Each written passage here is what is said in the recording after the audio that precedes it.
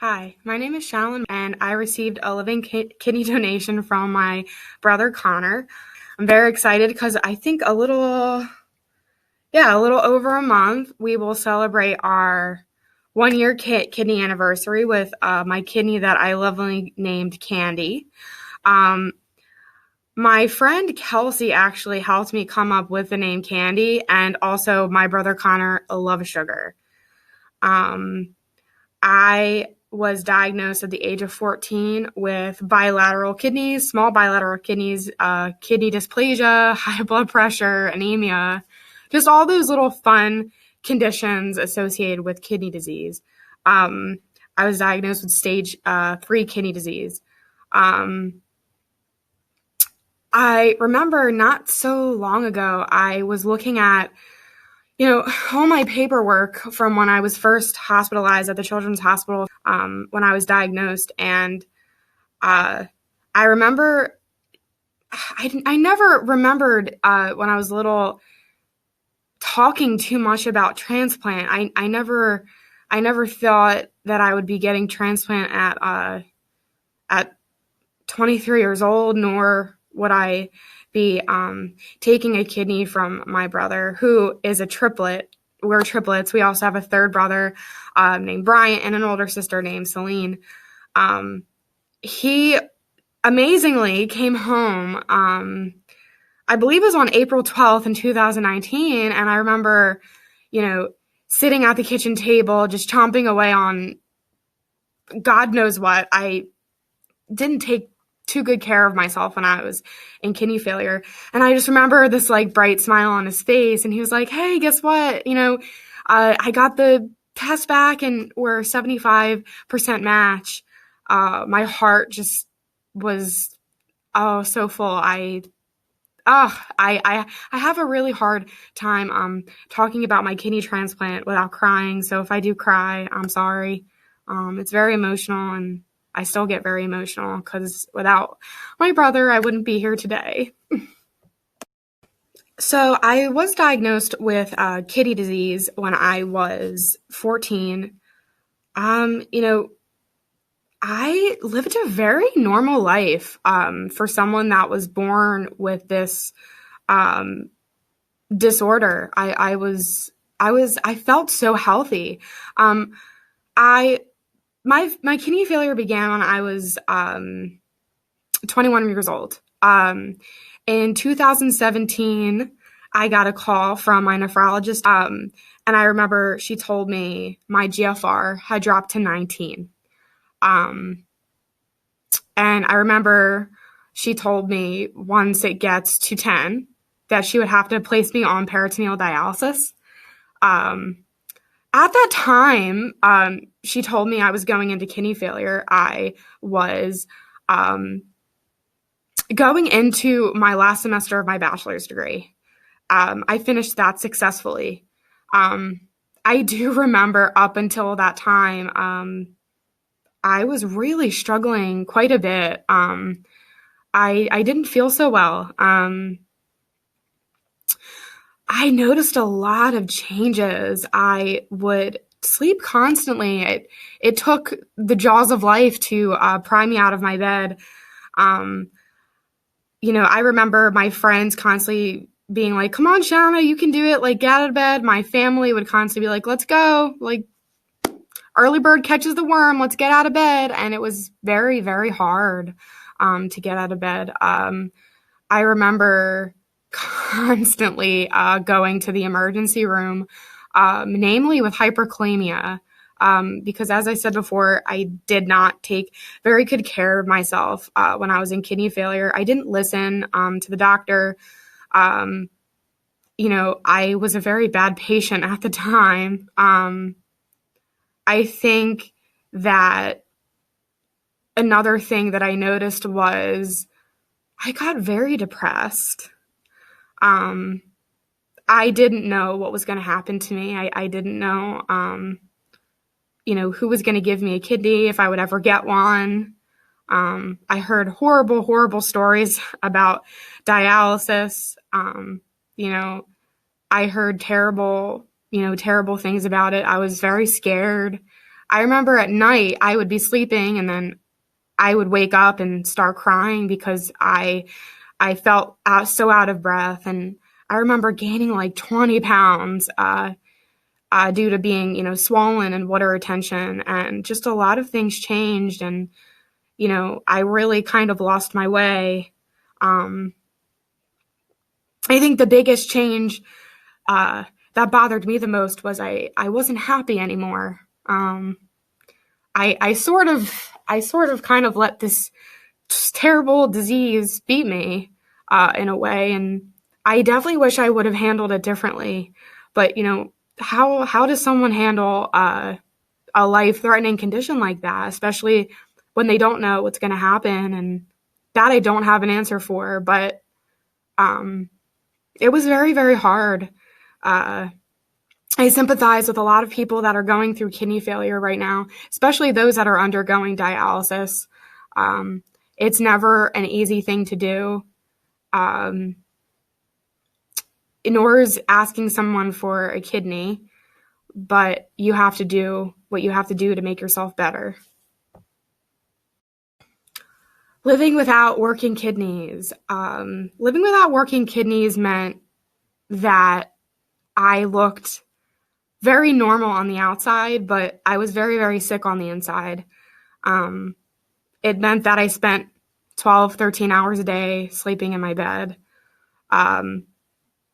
It meant sometimes crying myself to sleep at night because I was so frustrated because I felt so sick and there was nothing I could do about it at the time. I remember prepping for dialysis.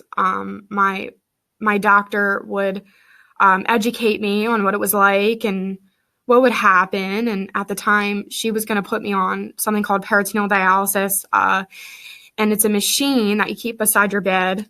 And has a little tube called a catheter that connects to your stomach or your chest. I believe some people get it in their chest. And it would run 8 hours a night. I was so incredibly lucky to have had a preemptive kidney transplant. It meant never undergoing those treatments, and I'm so grateful for that. I think the most amazing thing about, not amazing in a good way, amazing thing about not having the function of my kidneys anymore was waking up in the morning and feeling like I got hit by a truck, like kind of feeling tired before I even got my day started. But, somehow I made it. And I really think I made it by love, the love of my family, the love of my best friends, Emily and Kelsey. And later in my kidney failure journey, the love of my now fiance, George, who is a urologist. I think that living without kidneys meant I really needed support of my friends and family, and they are so important to me, and I don't think that I could have gotten through it without them. When my doctor told me that a living donor kidney transplant was my best option, I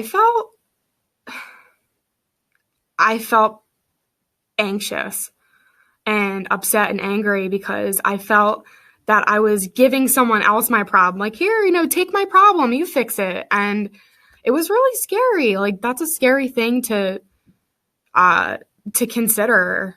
And for a very long time, I did not want a living donor. I wanted a cadaver. I thought, well, it wasn't someone else's problem to deal with me. It's my problem to deal with me. This is my problem. But, I'm just so happy that my brother stepped up and he was really excited to help me out. And wonderful, most happiest and saddest day of my life. It taught me that there are good people out there that want to help you.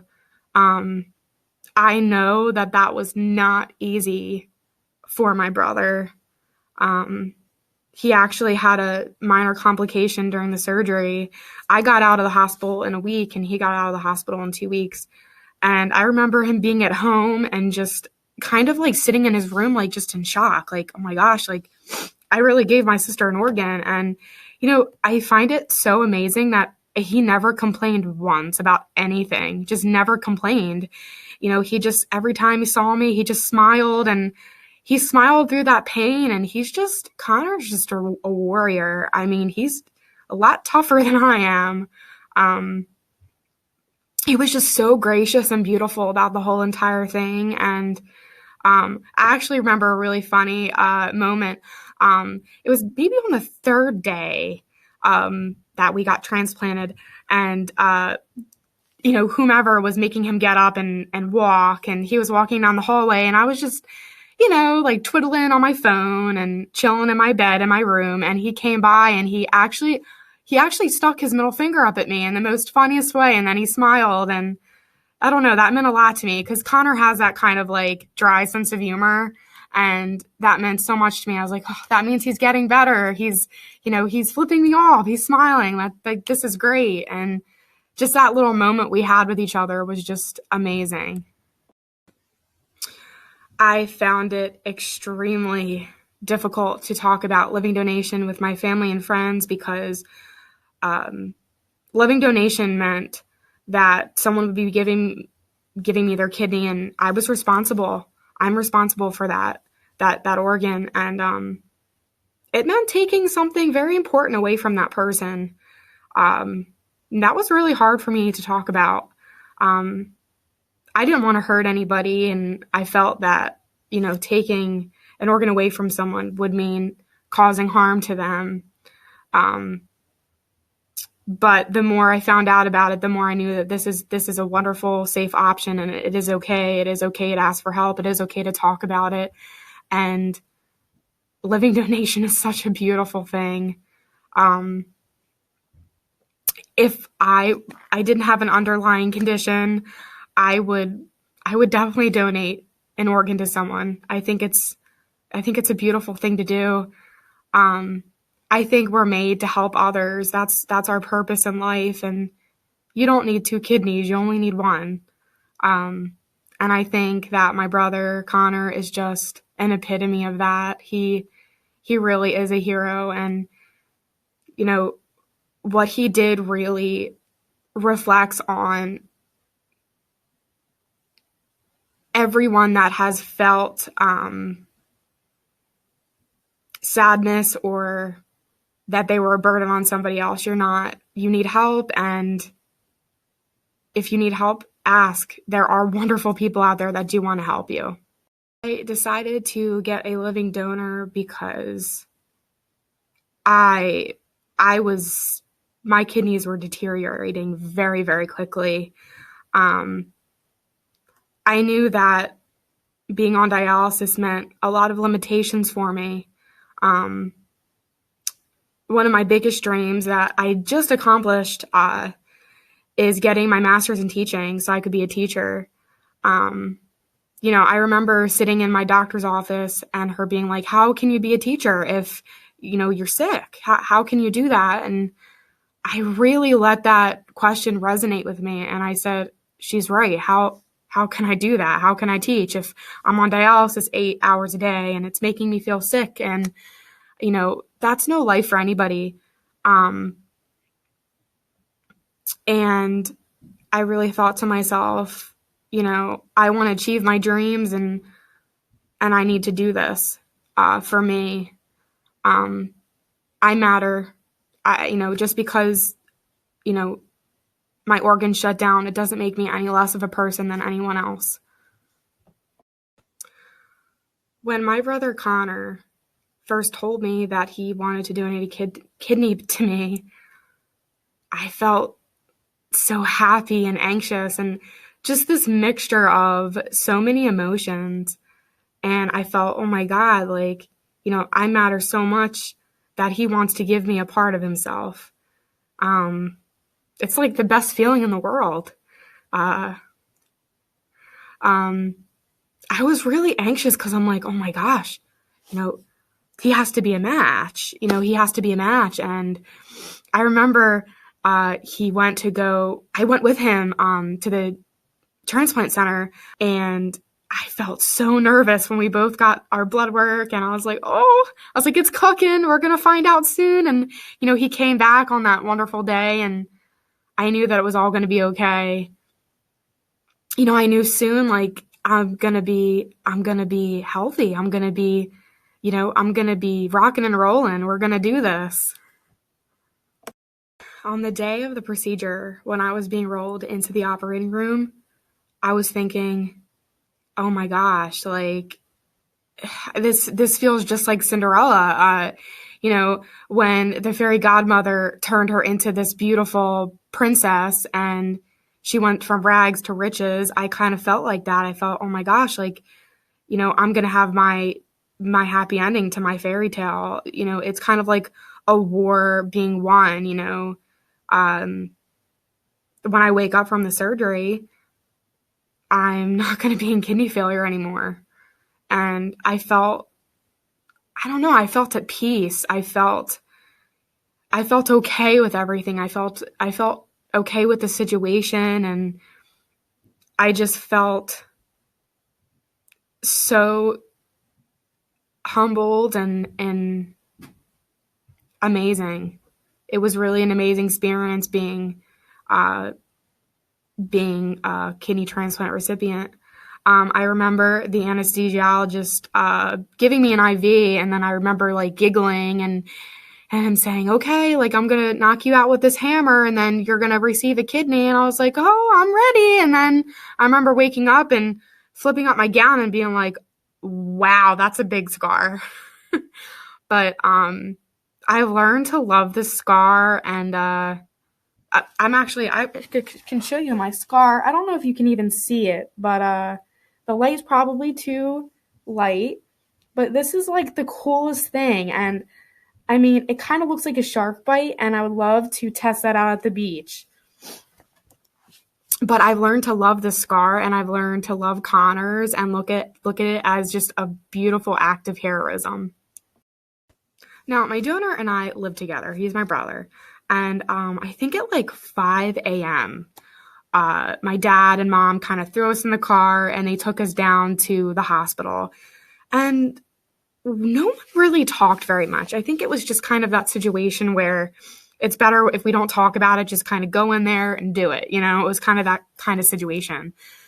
So no, me and Connor just both had our headphones in, just listening to music. He was probably listening to his usual, screamo, or he loves the song Tennessee Whiskey. He always listens to that song, or watching funny, Family Guy clips. I was listening to very soothing music because at the time I was very, very excited, just excited. So I needed to calm myself down because I felt like it was kind of a little rude to be really excited when I was just about to take a kidney for my brother. I mean, I imagine that he's a very tough person to read, but I don't think he was excited about it. I definitely think he was happy that he could help me though. But I was definitely excited, and I tried to hold in my excitement because I was like, okay, calm down. You're about to, steal a kidney from your brother. Like, calm down, But before the surgery, he was actually rolled into surgery first, and I got to kiss him goodbye and tell him I love him. And he was just so peaceful. He smiled, he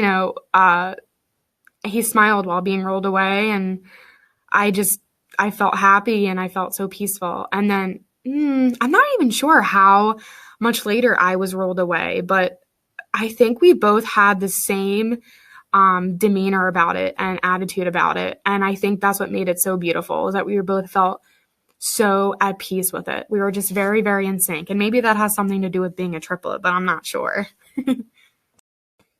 Wow. After surgery, I was just excited to live again. I feel like waiting, for a kidney transplant is kind of like waiting to live again. And I remember being placed on the United Network of Organ Sharing not too long after my kidney transplant evaluation. I believe I was placed on there as active in October. So I waited a little over almost 2 years for a kidney. My recovery was very interesting. The medications that you're put on after transplant surgery are very involved. You take immunosuppressant drugs and anti-rejection drugs for the rest of your life. That was very scary to me because, I mean, and everyone makes mistakes, but you cannot make mistakes on these type of pills. If you miss a pill, it's a very, very big deal, and it can, in fact, cause organ rejection. I think a lot of transplant patients and kidney failure patients know a lot about tacrolimus. That's probably the one that I had the worst time with. Still, I'm not in love with tacrolimus. It causes very bad tremors, which I don't particularly love, but I'm very thankful for them because they're part of my new kidney and my journey with this new kidney candy. I think the worst part of my recovery was, my friends and my fiance and my parents just like making me laugh because I remember just having my big shark bite incision and it felt like the darned thing, the kidney, was going to pop out every time I laughed. But I loved it because it felt like a lifetime since I've laughed, and that was the biggest part. The hardest part of recovery was just being happy because the happiness meant my incision hurt worse. The other part of it was when those steroids were horrible too. I remember they put me on a lot of steroids and I went crazy on those steroids. Steroids tend to make you a little nuts. But over time, which I love, is the medication get reduced. But yes, it can be very, very scary knowing you have to take those pills 12 hours apart and you can't miss anything. And I feel like a finely tuned robot because I'm like 12 a.m., 12 p.m., let's do it. I don't even skip a beat. So I try to be very, very, very careful with my medications, and I fill them up once a week, every Sunday, and it's easy peasy as long as you follow directions. The other part of my recovery, which was really hard, was I remember being very high risk for diabetes. So for a little while after my surgery, maybe about a month or two in, I had to take my insulin shot, and I always did it wrong. I would accidentally prick the side of my finger and like no blood would come out, and I would have to do it again and constantly prick myself. But wow, I think honestly, the team of nurses at the hospital were amazing. Shout out. I don't know if any of you remember me or are watching this video. I love you. You guys are so amazing. They were so upbeat and kept me so happy, and they led me the way. They showed me how to take my insulin. They, kept me comfortable while I was in the hospital. They gave me the strength to just walk out of there and feel confident that this kidney is going to stay put and possibly last for a very long time. So I'm very, very grateful to the nursing staff as well as my surgeon and my nephrologist. I couldn't have done it without them, especially my transplant team. So I'm very, very thankful for you guys. It's been about 11 months and 29 days. I might be off a day or two, but that's okay. Since I received a kidney from my brother, I feel like a brand new person. I feel as if someone, kind of like an Energizer bunny, where they just stuffed me with new batteries. I really can't explain how I feel. I just have so much energy and I feel so happy. And I'm so grateful. I'm very, very grateful. The relationship that I have with my brother Connor today is the same as even before we got transplanted. Connor thought nothing of the donation. He really didn't think it was a big deal. To me, it's my whole world is candy. I kind of eat, breathe, and sleep candy. So I don't think he'll ever know the impact that he had on me, and that he saved my whole life, and that I got to, achieve all of my dreams. Not all of them, most of them though. When I learned about myself is that, I shouldn't let this disease define me. And I think I tended to do that when I was very sick, because it took over my life, and it's hard to think about anything else when I had these two little beings inside of me that were not feeling too good, and I felt that a lot. But what I did learn about myself is that, you're stronger than the obstacles that you face. You can't control the things that happen to you, but you can control the way you react to them. And I think that when and if I do, go into kidney failure again, or due to rejection, I'm still going to live every day as if I'm as healthy as an ox. And I think that's my only regret, is that when I was in kidney failure, I didn't do that. My life kind of stopped, and I definitely regret that. My advice to others who need a kidney is, you ready? To ask for help.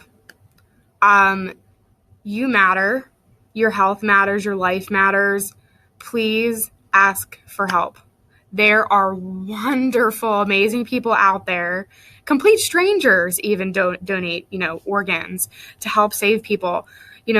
Just please remember that you don't have to live that life. You can go out and you can ask for help. And those people that are, any of you that might be on dialysis, I'm rooting for you, and I hope you get kidneys very, very, very soon. I do know that it is hard for some people to find matches, but I just encourage you, please keep looking. There's so many people out there that are wonderful, and they are willing to help you. So please, please, please, please, please try to look for those people. I hate hearing stories about people, dying on dialysis or experiencing horrible, horrible effects from it. That's no way to live life. No one deserves to be on that. So please get help. Connor, I don't know if you're watching this or if you're ever going to watch it, but because everyone's pretty much tired of me talking about my new kidney and kidney disease and kidney organ donation, and organ donation in general, but I'm really, really passionate about it. I think because I lived it, and I just want to see everybody better. And I don't, I guess in a perfect world for me, everyone would be well, and they would get the organs that they need. So I guess my biggest hope in life is to keep educating people about organ donation. And I do that on my Instagram. But Connor, saying thank you to you is kind of not really good enough. It seems really minuscule and insulting. So what I am going to say is that I love you, and you are the reason I'm here today, and you're the reason that I've achieved everything that I've achieved, and that's all because of you. You not only cured me of kidney failure, but you cured my spirit, and I'm so grateful that I have you as a brother. I hope that I can keep this kidney forever, and it's just a part of me, and I find so much happiness in knowing that I get to carry a piece of you around with me wherever I go, and you're the strongest person that I've ever met in my whole life, and I love you with all of my heart.